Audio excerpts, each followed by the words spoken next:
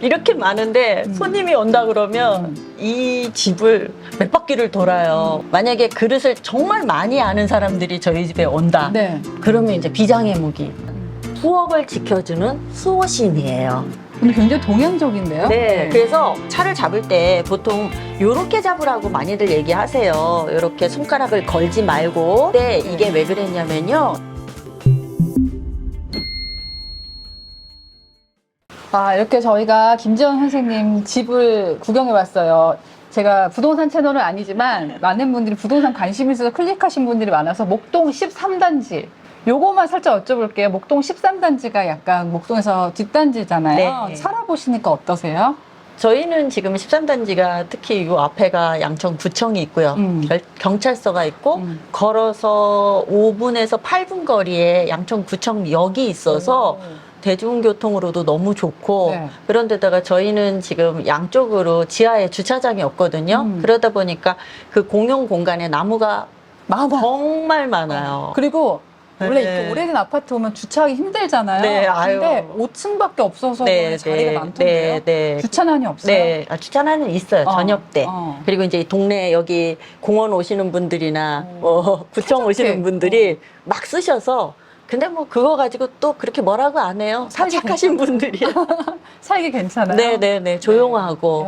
저도 아는데 정이 듬뿍 들었습니다. 이거 우리 김지연 작가님이 사실은 차 클래스, 또 그릇 클래스, 네. 또 요리 클래스, 웬만한 거 다 클래스, 뭐 보석도 아시는데 일단 오늘 제가 티 클래스를 한번 들어봤는데 너무 재밌는 거예요. 그러니까 그릇과 파생된 걸 막 가지치기 하셔가지고 어떻게 보면 평범한 주부가 될 수도 있지만 컬렉터이자 이제 정말 전문가가 되신 건데 오늘 제가 너무 이 세트가 많으시잖아요. 선생님, 조수빈하고 어울리는 세트를 하나 준비해 주세요.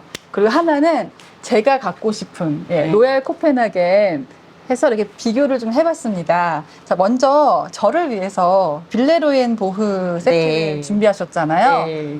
왜 그러셨어요? 네.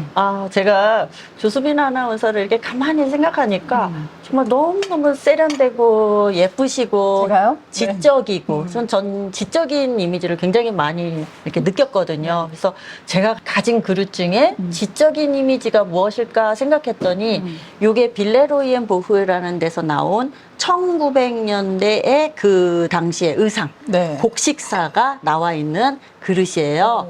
그래서 이런 그림들이 너무 이분하고 이런 그릇을 쓰면 너무 좋겠다라는 생각이 들어서 제가 이걸 결정했어요. 이 여자분들이 굉장히 좀 독특한 약간 일본 양상 같은 것도 네, 쓰고 맞아요. 있고. 이 당시에는 그 특히나 유럽에서는 일본의 그런 패션 것들이나 일본의 문화를 되게 좋아해서 여기 보면 다 같이 들어가 있거든요. 저희 그 영화 미드나잇 인 파리. 맞아요. 맨날 까먹어. 거기에 보면 저녁마다 어디 이렇게 가는데 거기서 파티하고 그러면 전부 다 이런 옷 입고 막 이만한 씨가 영화에서 남자 주인공이 밤만 되면 네네, 맞아요, 옛날 파리로 맞아요. 돌아가서 네. 거기 예술가들과 교류하는 건데 맞아, 거기 여자 주요 출연자가 이런 모자를 쓰고 맞아요. 이렇게 있었거든요. 모자 이렇게 쫙 쓰고. 당시로는 굉장히 개척 정신이 있는 여성들이었던 거죠. 그 당시에 그런 의상들을 이거에 올려놔서 제가 이 그릇과 너무너무 잘 어울리신다라는 생각이 들었습니다. 이렇게 그릇 볼 때도 스토리를 알면 그냥 예쁜 그릇이 아니라 사람에 대해서 얘기할 수 있는 그릇이 되네요. 빌레로엔 보흐는 어떤 그릇 브랜드인가요? 빌레로이엔 보흐는 독일 브랜드기는 하지만요. 빌레로이 씨와 보흐 씨가 만든 브랜드예요. 근데 이 보흐 씨라는 분이 프랑스에다가 샵을 차리고 프랑스에서 오셔가지고 이 사람들이 약간 이제 이게 프랑스 그릇이 아니냐고 많이 물어보시는데, 프랑스 그릇인 줄 알았어요. 네. 그런데 이분들의 특징은 원래 여기가 타일을 만들던 회사예요. 그래서 이 그릇 자체가 좀 단단하고 두꺼운데 특징은 그릇에 보통 그릇은 이렇게 꽃이나 새를 많이 그리는데 여기는 사람. 네, 그리고 새, 그리고 집, 뭐 아니면 아이들 뭐 이런 식으로 복식 같은 것들을 많이 넣어서 그래서 젊은 분들이 굉장히 많이 좋아하시더라고요. 혹시 이 세트가 요즘 저희가 앤티크나 빈티지 사지 않더라도 저희 백화점 가서 많이 산다. 요거는 안 팔아요. 안 팔아요? 네, 단종됐어요. 사실 커피는 많이 마시는데 선생님 차를 좋아하신다고요? 이유가 있나요? 그릇을 좋아해서 그릇에 담을 것을 배우다 보니까 차를 배우고 그다음에 뭐 요리를 배우고 그랬어요. 그런데 우리가 커피는 좀 약간 쉽게 먹잖아요. 저도 빨리빨리. 네, 저도 커피를 가장 좋아하기는 하는데 근데 이렇게 보면 어떤 분들이 많이 물어봐요. 선생님 이거는 커피잔이고 이거는 찻잔이죠? 라고 하는데 사실은 커피잔과 찻잔의 구분은 없어요? 없어요. 저는 늘 말하거든요. 그릇에 용도를 두지 말자. 아. 왜냐면 얘한테는 커피밖에 못 담아. 그러면 얘는 평생 커피만 담아야 되잖아요.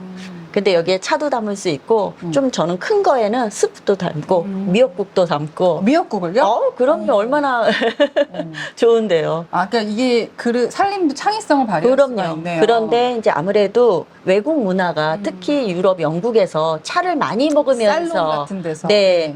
차를 마시면서 이런 그 디너 세트들이 많이 발전을 했기 때문에 아무래도 차 담기 좋은 그런 그릇과 그리고 우리가 커피를 먹으면 사실 이런 거 잘 안 먹는데 이상하게 차를 먹으면 달달한 게 네, 땡기죠. 맞아요. 그러다 보니까 또 이렇게 세팅을 하게 되면 예쁘고 그러면서 또 차를 오랫동안 마시게 돼서 제가 지금은 이제 마지막 직업으로 이게 약간 선입견인지 모르지만 커피는 왠지 빨리빨리 일을 해야 되는 뉴요커 맞아요. 이미지라면 네. 차는 유럽 사람들이 모여가지고 사는 얘기도 하고 맛있는 디저트도 같이 네. 먹고 하는 느낌인데 네. 제가 선생님 티클래스에서 인상 깊었던 얘기가 차를 마시면 사람과 이야기하는 시간을 더 맞아요. 많이 갖게 되기 네. 때문에 차를 네. 좋아한다. 네. 누군가 가까워지고 싶다면 차를 드시면 좋을 것 같아요. 자, 그리고 저희는 차에 대해 잘 모르잖아요. 그래서 찻잔을, 와인잔도 이렇게 잡는 방법이 있거든요. 맞아요. 예. 샴페인 잡는 네. 거, 와인 잡는 거 따로 있는데 차도 그렇습니까? 차를 잡을 때 보통 요렇게 잡으라고 많이들 얘기하세요. 요렇게 손가락을 걸지 말고 이렇게 손잡이를 이렇게 손으로 잡으라고. 아, 원래 이렇게 걸어야 되는 거 아닌가요? 근데 네. 이게 왜 그랬냐면요. 예전에 유럽에서는 총을 많이 갖고 다녔잖아요. 그쵸. 근데 손가락을 이렇게 걸어서 이렇게 잡으면 네, 맞아요. 아.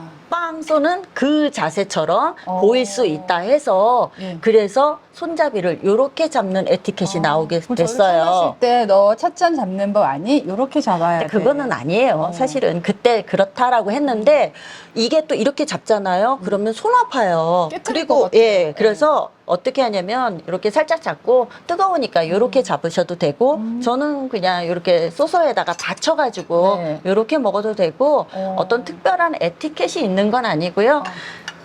탁 내려놓지만 말고 아, 이렇게 하면 안 돼요? 네, 살짝 네. 소중하게. 네, 소중하게. 그런 에티켓 정도만 갖추면 될 네. 것 같아요. 재밌네요. 이게 딱 걸면 총을 네, 쏘는 네, 느낌이 들어서 네. 그렇다. 그러니까 저는 이게 그릇을 많이 모으시면은 너무 소중하게 여기는 나머지 장식장에만 있는 분들도 많은데 실제로 쓰신다는 게 굉장히 인상 깊네요. 네, 저는 봤어요. 차 한 잔만 주세요, 선생님. 네. 차를 따를 때는요, 이렇게 뚜껑을 잡고 따르시는 게 좋아요. 아, 떨어지지 않게. 네, 왜냐면 어떤 그릇 중에서는 요 뚜껑에 요게 없는 게 있어요. 여기 튀어나온 게. 그럼 폭 떨어지거든요. 근데 보관할 때는 따로따로 네, 해야 보관할 된다고 책에 때는. 나오더라고요. 깨질 수 있기 때문에. 네. 그러면 선생님은 그날 초대했던 사람을 생각해서 거기에 어울리는 그 세트와 네. 또 요리를 준비하시는 게 큰 낙이신가 봐요. 네, 맞아요. 어떤 걸 고려하세요?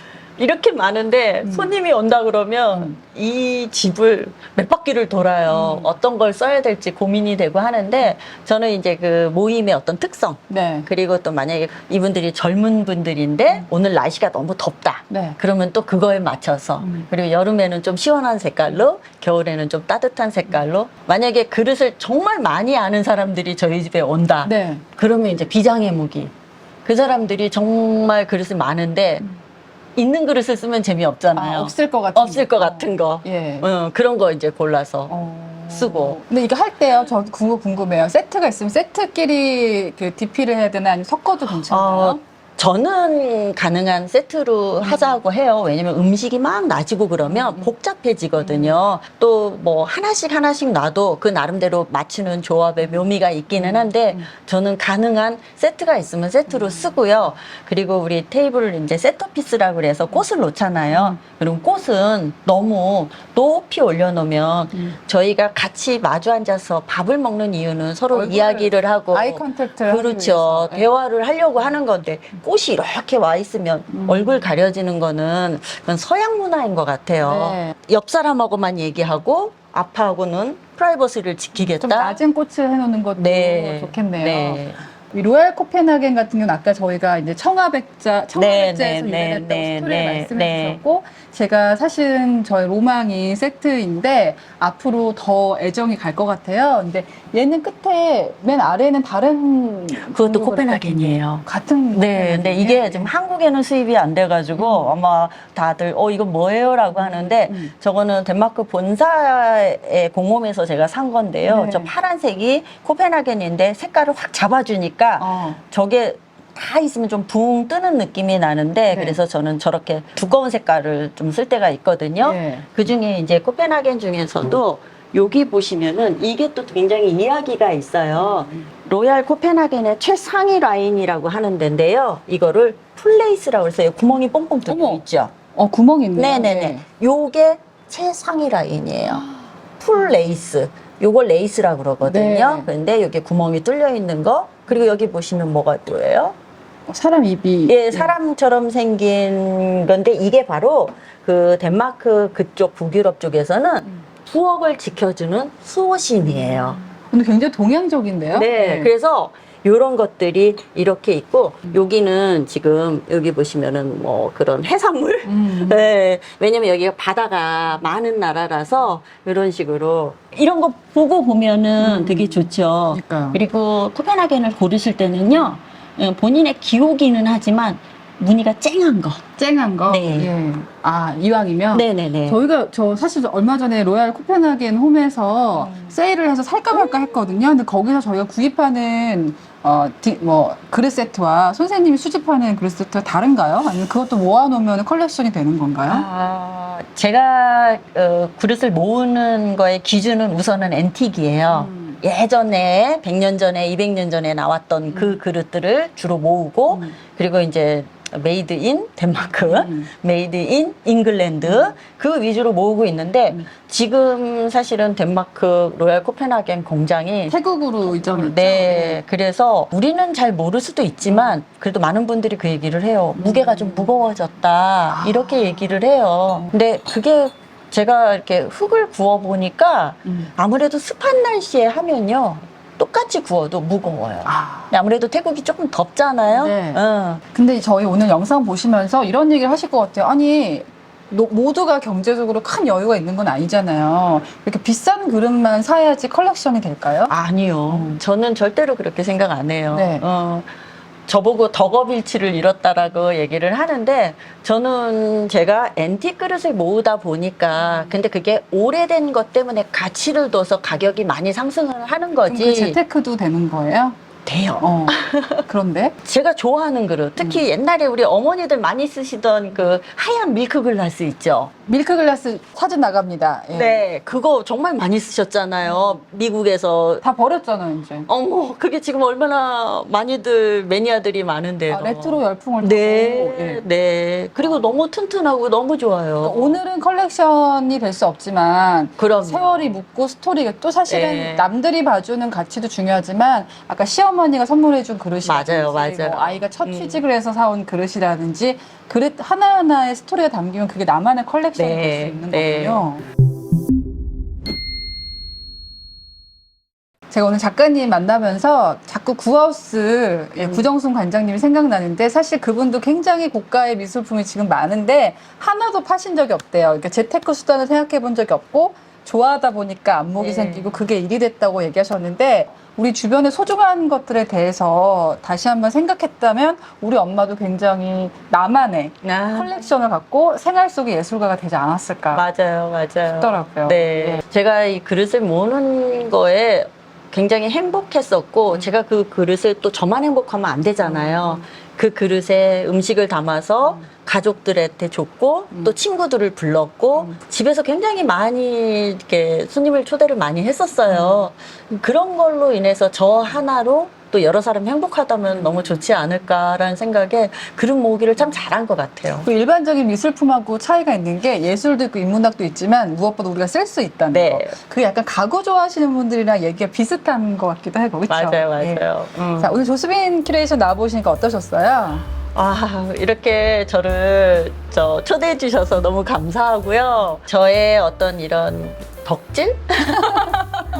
성공한 덕후? 네, 그런 것들을 또 이야기를 만들어 주시고 또 책을 봐주시니까 너무 감사하고, 작은 취미지만 그것이 내 인생에 큰 행복을 가져다 준다면 지금부터 시작해도 늦지 않았다라고 저는 생각돼요. 네. 그래서 오늘 또 이렇게 알아봐 주셔서 너무 감사합니다. 네. 자, 오늘 빈둥님도 어떠셨나요? 저도 우리 빈둥님들이 뭐 좋아하시는 게 다 다를 거예요. 어떤 분은 가구, 뭐 어떤 분은 그릇, 또 어떤 분은 저처럼 아무것도 없는 걸 좋아하시는 분들이 있는데, 자기 취향을 가져간다는 것 자체가 평범한 우리 일상을 정말 예술가의 삶으로 인도한다는 걸 제가 유튜브 채널 운영하면서 많이 느꼈습니다. 오늘 영상이 좋으셨다면 구독, 좋아요, 알람 설정 지켜볼 거야.